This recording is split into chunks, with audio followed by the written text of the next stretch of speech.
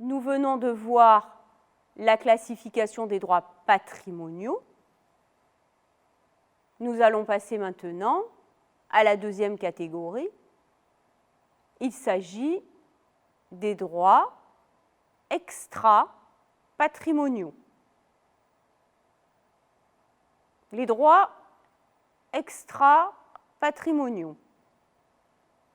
Contrairement aux droits patrimoniaux, ils n'ont pas de valeur pécuniaire. Ils ne font pas partie du patrimoine de l'individu. Ce ne sont pas des biens.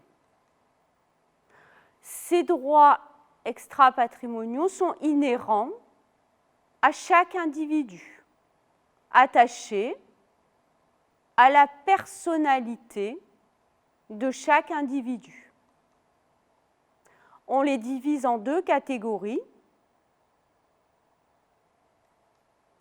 Les droits privés extra-patrimoniaux. Il s'agit du droit de la famille ou encore des droits de la personnalité. Deuxième catégorie, les droits publics extra-patrimoniaux. Exemple du droit de vote, de la liberté de circulation, de toutes les libertés que nous possédons tous et qui sont inscrites dans notre Constitution française de 1958.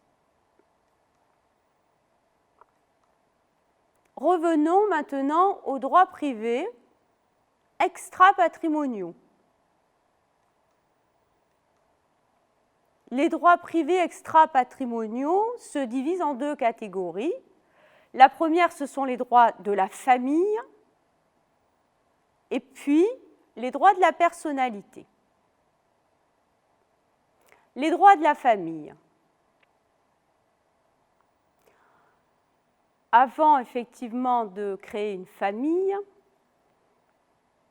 il y a très souvent l'union d'individus. L'union qui peut se faire à travers le contrat de mariage ou encore à travers le pacte civil de solidarité. Lorsque des individus se marient, premier point, les époux ont des obligations en rapport avec le contrat de mariage. 3 obligations exactement pour les époux qui sont l'obligation de fidélité, obligation de secours et obligation d'assistance. Dans le cas où les individus se pacsent, donc là je fais référence au pacte civil de solidarité, là l'obligation de fidélité disparaît. Par contre, demeurent les obligations de secours et d'assistance. Les obligations découlant de l'autorité parentale. Donc cette autorité parentale, elle impose aux parents une obligation de garder, d'éduquer et d'entretenir leurs enfants. Cette obligation peut se prolonger jusqu'à la fin des études.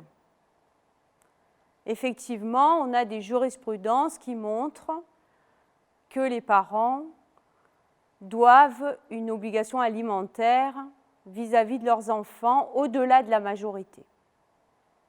Attention, cette obligation alimentaire est réversible. Réversible, ça signifie que les enfants ont aussi une obligation alimentaire envers leurs parents, bien sûr si ces derniers sont dans le besoin les enfants devront subvenir aux besoins des parents.